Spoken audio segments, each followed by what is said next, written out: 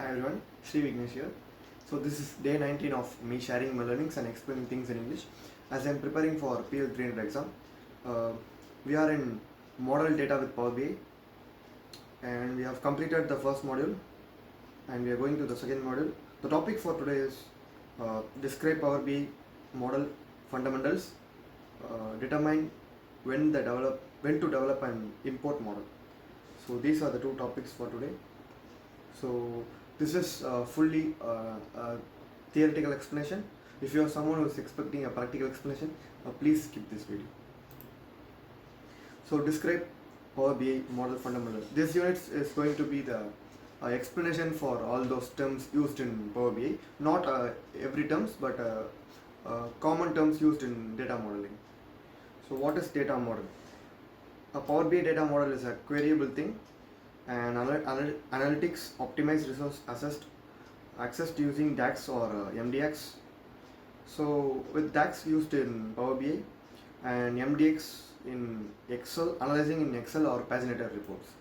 So data model is a thing we can query the data we want by using DAX or MDX. So it is a simple explanation. And if you want to see the data model, so in a Power BI data model would be something like this.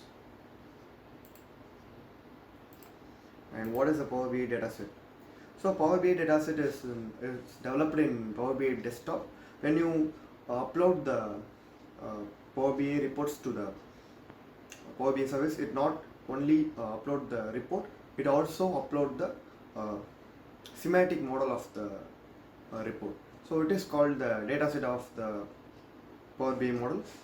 So yeah. So what is tabular model? A Power BI model is a tabular model consisting of many tables. So Power BI model usually contains more table and the relationship will be established between it. So hierarchies, relationship and calculations based on that. So what is model framework?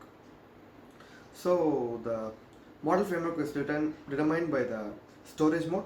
So there are three storage mode as we discussed in the previous lecture. So import mode and direct query mode and dual mode. So we will be discussing that.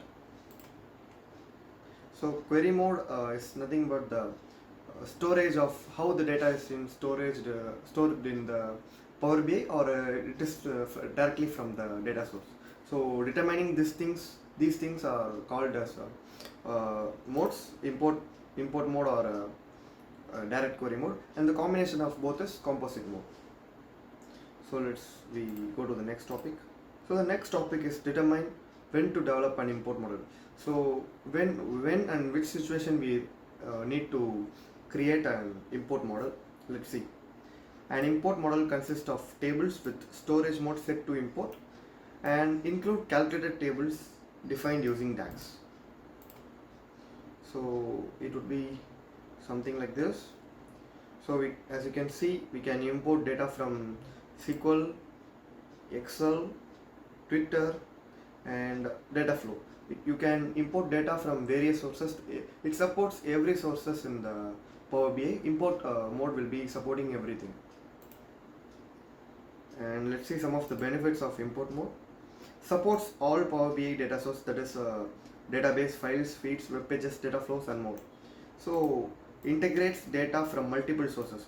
So if you are working in a report and you have something in a SQL server and another things from a web page or Excel files, you can do that as well by importing all the data source. By importing data from various data source, it will support import mode. So that's it, and fully support DAX and M language. So it will support every action in the DAX and also Power Query language, and enables calculated table. You can, when you are import data, you can in import mode you can use define calculated tables using DAX, and delivers optimal query performance. It is running in a memory, so it is basically cached on local memory of the Power BI, so it will be very fast in terms of performance.